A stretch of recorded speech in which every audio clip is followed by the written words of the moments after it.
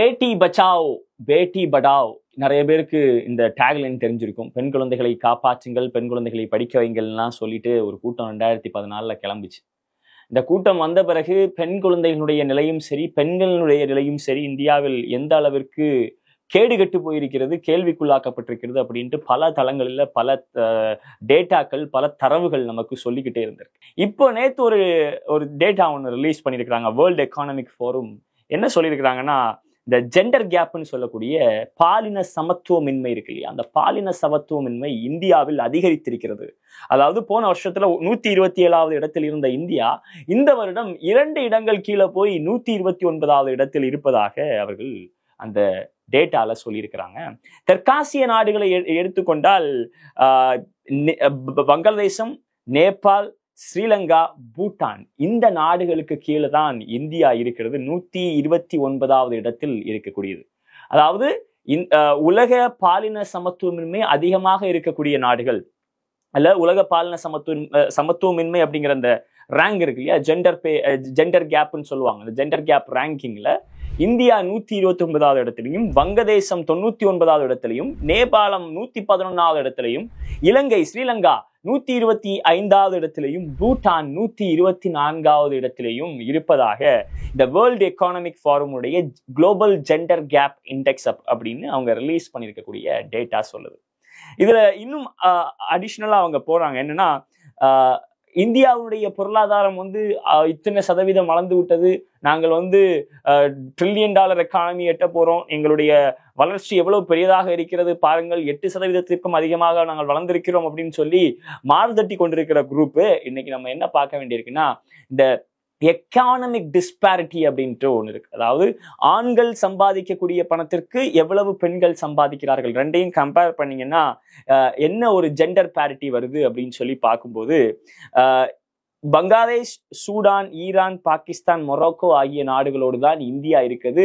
இந்த gender parity அப்படிங்கிறது, economic parity அப்படிங்கிறது, சம்பாதிக்கக்கூடியதில் இருக்கக்கூடிய இந்த எக்கானமிக் இன்கம் பேரிட்டி அப்படிங்கிறது 30% கீழ் இருக்கிறது அப்படிங்கிறத இந்த குளோபல் ஜெண்டர் கேப் இண்டெக்ஸ் நமக்கு சொல்லியிருக்கு.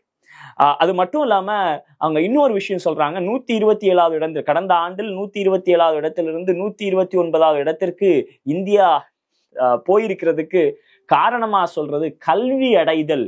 அதாவது பெண் குழந்தைகள் கல்வி அடைதல் குறைந்திருக்கிறது அப்படிங்கிறத குறிப்பிடுறாங்க.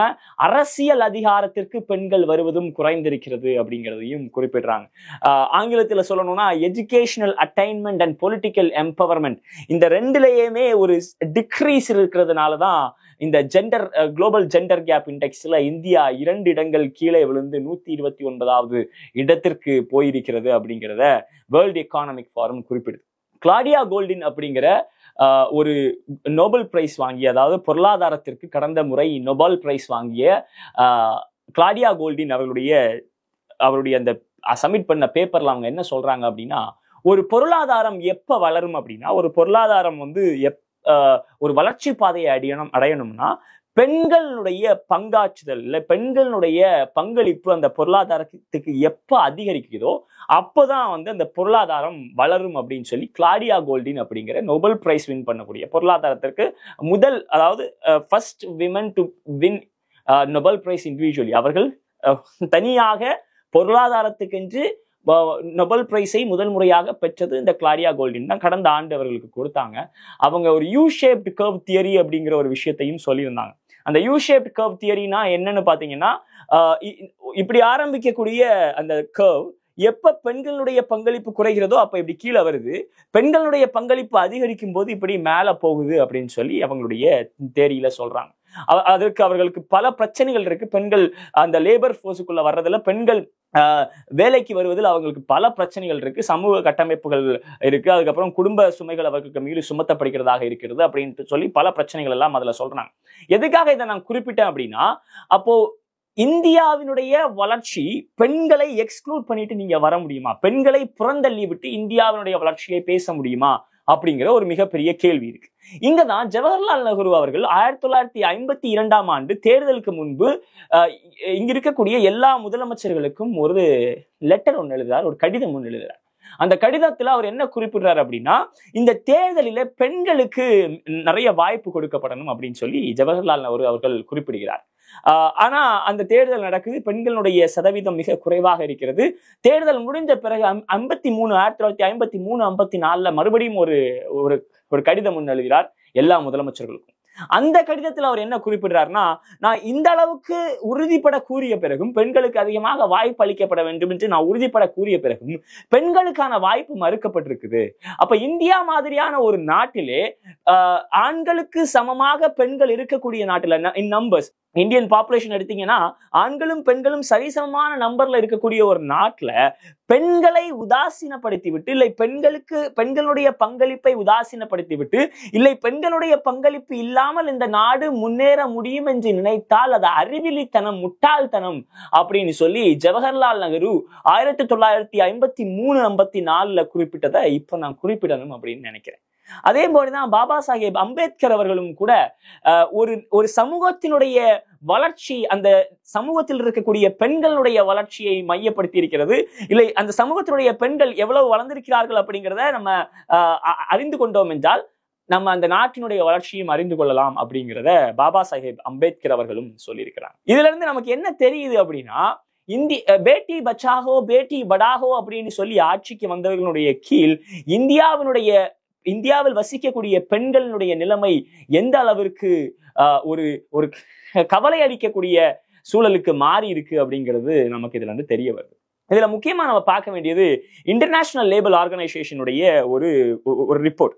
அந்த ரிப்போர்ட்ல அவங்க என்ன சொல்றாங்க அப்படின்னா, இந்தியாவிலே இருக்கக்கூடிய லேபர் ஃபோர்ஸ் பார்ட்டிசிபேஷன் வெறும் 27%. அதாவது பெண்களுடைய லேபர் ஃபோர்ஸ் பார்ட்டிசிபேஷன் வெறும் 27%.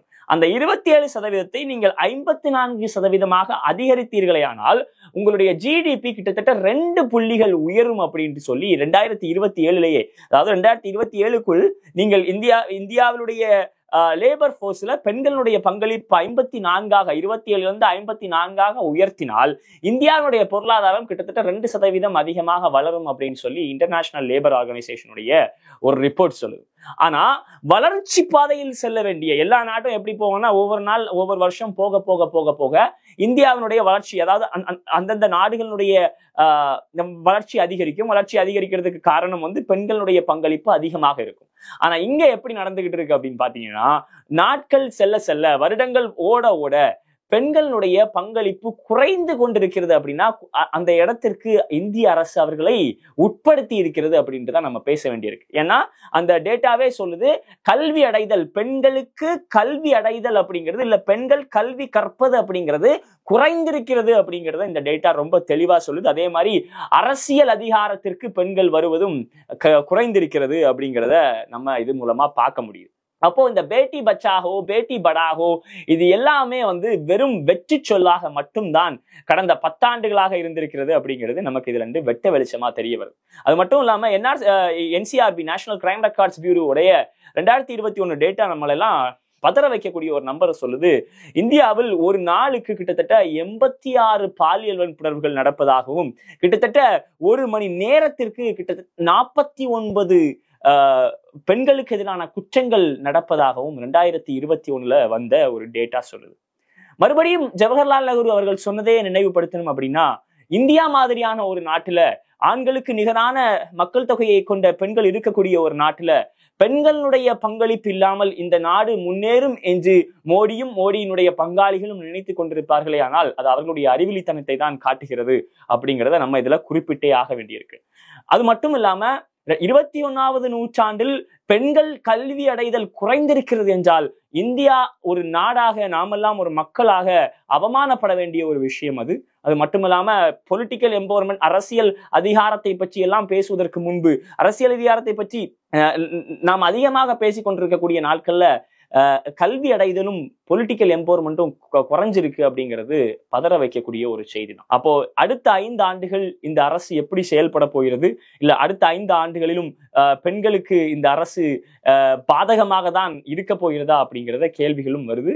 இன்னொரு முக்கியமான விஷயம், மணிப்பூர்ல 21வது நூற்றாண்டுல ஒரு பெண் நிர்வாணப்படுத்தப்பட்டு நடத்தி கொண்டு போன அந்த அவல காட்சியெல்லாம் நம்ம பார்த்தோம். அதையும் பார்த்து கொண்டு பிரதமர் இன்றைக்கு வரைக்கும் அமைதியாக தான் இருக்கிறார் அப்படின்னா இந்த டேட்டாவெல்லாம் முன்னாள் நிதியமைச்சர் ப.